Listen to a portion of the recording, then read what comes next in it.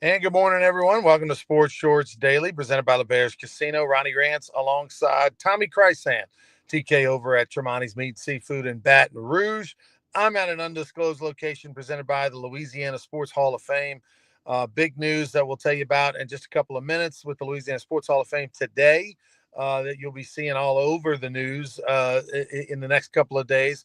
And, of course, we're presented by the Bears Casino. The Bears Casino was the place to be Monday night for the Final Four finals, which was an epic game between Houston and Florida. I kind of had a feeling it was going to be a one possession game, and it definitely was that. The sports bar, the ESPN Bet Sportsbook, was popping over at the Bears Baton Rouge. TK, first off, talking about that national championship game, I know you and I were both on the opposite sides of it. You had the Houston Cougars on the money line. I had Florida -1. Um, and for, I guess, most of the game, it looked like Houston was going to win. I mean, they had at one point, a 12-point lead in that game. And they won, they were winning, and they almost won, doing it the same way we figured they would. Defense, forcing turnovers. I mean, their offense was not good. Neither team's offense was good, but that Houston defense and their scrappiness and the way they just contained Florida offensively for 30 of the 40 minutes was pretty incredible. But at the end of the day, I think, in my opinion, Florida just had too much skill, too much talent, and eventually it came to the forefront. Yeah, I agree with you completely. I think you hit the nail on the head. Now, I thought the refs let them play like crazy in the first half, and then I thought they tightened up, started blowing the whistle like crazy for both teams. I don't think it gave anybody an advantage, but it kind of changed the flow of the game. But, two really good basketball teams. I mean, outstanding players, talent, the coaches. But Florida found a way to get it done. I guess it just means more in the SEC, right? So, you said the thing about, pull for the SEC and whatever, but they got it done. And they're national champs, third time in program history, had the back-to-back titles under Billy Donovan, I guess a little less than 20 years ago. But they got it done. Tough loss for Houston because they appeared to be in control. What Florida led for less than 2 minutes that they had to lead in the entire game. It kind of looked like a Houston thing until the last couple of minutes, and a couple of 50-50 balls and a couple of offensive boards that helped Florida. And hey, they're the national champs, and the SEC continues to dominate sports across the country. It was real simple. I think I sent you the stat. I was kind of watching it during the game, and I would jump into the stat room and see what it was. And at the end of the day, everything was pretty even. From the majority of that game, for the first 30 minutes of the 40 minutes, neither team was shooting well. Neither team was outdoing the other rebound wise. But there was one stat that was egregious in that game, and that was turnovers. And Houston at one point had like 12 turnovers forced. To Florida only had like 2 or 3 turnovers forced. And then down the stretch, that last 5 to 7 minutes of the game, it completely flipped. And Florida was the one that was able to force turnovers and not turn the ball over down the stretch. And that's what got them back, got them the extra possessions, which Houston had for most of the game. Finally, Florida had those extra possessions down the stretch. And of course, the cream rose to the top. Look, I remember seeing Florida at the PMAC when they dominated LSU. At some point during the season, I went to the game with Casey McKenzie and, looked at Florida and was like, wow. I mean, they've got all the pieces. They've got the size. They've got the athleticism, the scoring, the depth. It looked like a national championship team. But I really thought Duke was the team. And I wish we could have seen Duke and Florida. It would have probably been a little more entertaining game. A little more high scoring game, a little more offensive minded game. But instead we got Houston, and credit, Coach Sampson and his program. I mean, Houston's been there, second time in the Final Four in the last 5 years. They're an Elite Eight team, a Sweet 16. They just can't get over the hump. Did you see the video of Akeem Olajuwon, the Dream, trying to get on the floor, and the security was keeping him from the floor? Yeah, like security needs to wake up a little bit. Awareness. Have a clue what's going on or whatever. But yeah, I mean, it was great to see he and other former players from both schools that would have supporting. That's always cool. Yeah, I mean, Houston has yet to win a national championship as great as that program has been over the decades, going back to the 60s. And of course, Phi Slamma Jamma in the early 80s with Clyde Drexler and Akeem Olajuwon. I was a kid during that era, and I remember it very well. And they, for probably 2 years, had arguably the best team in the country and did win a national championship. And of course, most famously, NC State Jimmy Valvano was the squad that upset them over in New Mexico. And then another time they went to the Superdome, and that's when Michael Jordan hit the big bucket. They didn't make it past the semifinals that year, but I don't know. I don't. One day they'll get over the hump, but and as long as they've got Golden Nugget money and they've got Landry Seafood money behind them, they're going to be an NIL player, and it wouldn't shock me if Houston finally gets one sometime in the next 4 or 5 years. Houston athletics in you and I's lifetime has kind of been an enigma. I mean, they've had some really good baseball teams. They've had some decent football teams. Andre Ware threw for 1 million touchdowns in 1 year. College basketball, we know what they do. And, Houston's a great sports town. There's more people in Houston than there are in Louisiana. I always tell people that. Some people, take a deep breath when I say that. There's more people in Houston than there are in Louisiana. The Houston Cougars, I don't know, maybe one day they'll break through in one of the main sports. And I'm sure their other programs are good, but they've always kind of been that, okay, the Houston Cougars, but then they never rise to the top. The Louisiana Sports Hall of Fame rocking the new hats. We got some white ones with blue LSHOF on them and all that. We'll be putting those for sale online as well.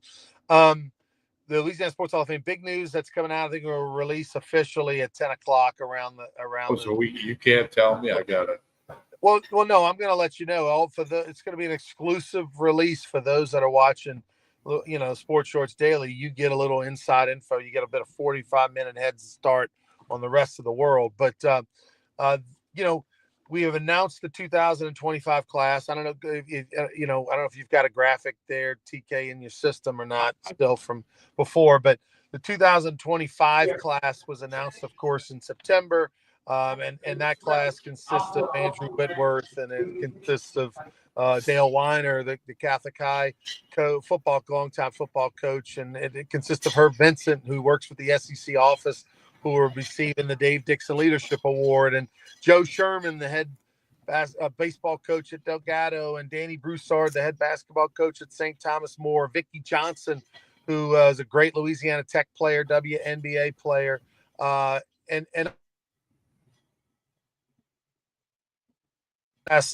this year's class, Tommy, will also consist of Nick Saban. Nick Saban's being added to the 2025 class and will be in Natchitoches this summer. Nick was elected to be in the 2020 Hall of Fame class, but due to COVID, there was no 2020 Hall of Fame class that year. We honored them in 2021 with their own ceremony in June. Believe it or not, we did a 2020 ceremony in June. We did a 2021 ceremony in August. But Nick was not able to make it that year because of recruiting, and the NCAA had changed some rules and things, and he was hosting recruits the month of June at his home. And so we just decided to punt till he, retired. Well, now he's retired. Andrew Whitworth, Herb Vincent, even Glenn Gilbo is receiving a Distinguished Service Awards for sports journalism. Glenn covered Nick at LSU and at Alabama at one stretch. So Nick's going to be joining us. That became official about a week ago, and we're announcing it to the world, putting out a release and everything at 10 o'clock today. Oh, that's great. That's incredible. That's just going to add to the already great event. You just throw another, great name, and so much good happens with the Louisiana Sports Hall of Fame with you and a lot of other people that are involved. So I think it's a huge announcement, and it's going to be a big weekend, as it always is this June. I got it up on the screen. Go to lasportshall.com, get all the info, tickets, all the other events that take place. It's a remarkable several days up in Natchitoches. lasportshall.com. Yeah, and definitely if you're thinking about going, don't wait long. It already is going to sell out. Especially the Taste of Tailgating event that has limited the luncheon, Tim Brando luncheon, which he hosts. That those are smaller venues and the intimate settings, and those will sell out no matter what. But the induction ceremony, which is all sells out some years it's 95% full, will 100% sell out now, adding Nick to the mix as well. So get your tickets now at lasportshall.com. It's going to be an awesome weekend, the last weekend in June. Go to lasportshall.com. You'll see the itinerary of events and buy your tickets definitely before, I would say, middle of May. There probably won't be any after that. All right, TK. The LSU baseball Tigers last night go travel down the bayou to take on Nichols. You got to believe there was a little, I don't know, lack of focus, let down with this game. You go on the road to Oklahoma, you play in 30-degree weather, you win, 3 straight against a top 10 opponent on the road. Now you're about to go take on a surprisingly decent Auburn team. You're going to be leaving, Thursday to go to Auburn. Your focus isn't on Nichols riding that, hour and a half bus ride there and hour and a half back on a Tuesday night sandwiched in between these 2 road trips. And they played like that for 6 innings. Yeah, they really did. It was one of them nights they just didn't get it going. Had 15 hits in the game combined. 14 of them was singles. We talked about how the wind blows in at Didier Field and Thibodeau, but LSU found a way to get it done. Schmidt, a nice outing out of the bullpen on the back end of the game. He had some really good numbers, and so that was encouraging. And, a couple Tigers, 3 different Tigers had multiple hits. So Curiel didn't get a hit, but he extended his on base. He reached on an error, so he extended his on. He's been on base every single game they've played this year, which is mind-boggling to me. That can happen. Especially LSU, the schedule they play, the SEC, et cetera. But now they got to quickly turn their focus to Friday, Saturday, Sunday at Auburn. They'll play 6:00 Friday, 6:00 Saturday, 2:00 Sunday. All games streaming. So that's the next step. Auburn 6-6 in league play, so it should be a chance for LSU to win the series. If not, get another sweep. And you can't think too far ahead, but hey, play the Friday game and go from there. The last night in Nichols, the Tigers were trailing 3-0, headed to the 7th inning, and they exploded, scored 5 runs in the top of the 7th to win 5-3. Of course, Nichols helped contribute mightily to those 5 runs. They had a number of walks and hit batters in that inning. But the most interesting thing about that inning is that Jared Jones led off the inning with a strikeout, and then Jared Jones ended the inning with a strikeout. The first one was swinging, the last one was looking. Jared Jones was 1 for 6, by the way, last night, in case you're wondering. And there's a funny picture of him with his helmet on, waiting during the game. He had to go to the bathroom. He's got his helmet on outside of a portalette, about waiting to get into a portalette during the game. So that was pretty funny. Brian, I got to say this. I mean, come on, Nichols. They can't get 4 umpires for the game. I mean, it was a 3-man crew. I mean, come on. Yeah, that is interesting. During to face LSU, you'd think they would spend the extra cheese to get that 4th umpire, considering they had a sold out crowd, right? It doesn't bother me that much, Tommy. I mean, for LSU, sure, they have a 4-man crew for every game and all that. For 95% of the colleges out there, the Southeasterns, the Nichols, the Delgados, the Baton Rouge community colleges, and everywhere in between, that aren't a top 50, 60 school in the country, or a Power 4 school, umpires add up, and baseball teams lose money. LSU baseball loses money.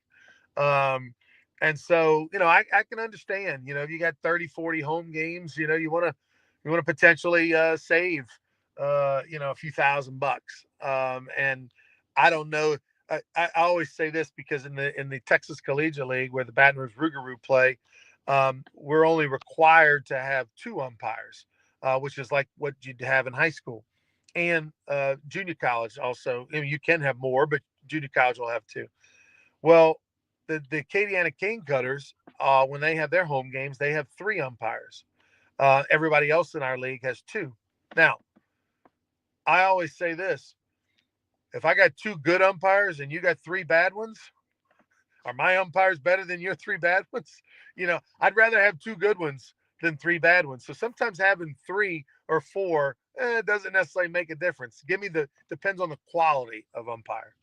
I agree 100%. I'd rather have two good ones than three not so good. And most of these umpires that work at that level, they can do a two-man crew, three or four. They know the mechanics. They know what to do. I mean, it wouldn't be umpiring at that level if they didn't. So it's better, like you want consistency, and call the game first inning through the ninth inning, call it the same way. That's all you can ask for. On Friday, we'll dive a little more into the LSU Auburn series because there's some great storylines about that series. Some former Tigers, a former Tiger is one of the stars for Auburn. A former Auburn Tiger, War Eagle, is a star for the Tigers, LSU. So we'll talk about that on Friday and give.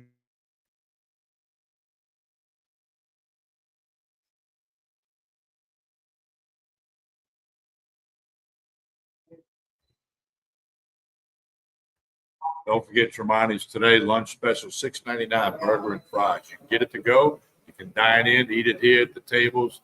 Tremonti's meat and seafood lunch special. That's every Wednesday, not just today. $6.99 burger and fries. Again, you can eat it here or you can get it to go. And don't forget, they got everything you need for boiled crawfish, live crawfish. They got plenty here at Tremonti's meat and seafood. It'll be a Friday special. Live and boil, whatever you need for the weekend. Call or stop by on Jefferson Highway in Baton Rouge. Tremonti's Meat and Seafood. You'll be glad you did. Hey, don't forget to like and share this show. It doesn't matter if you're watching on YouTube, Facebook, or X. Like and share this show. That helps us all out a whole lot. It helps LeBare's Casino and Hotel Baton Rouge, helps Tremonti's, helps Court Street Cafe in Port Allen.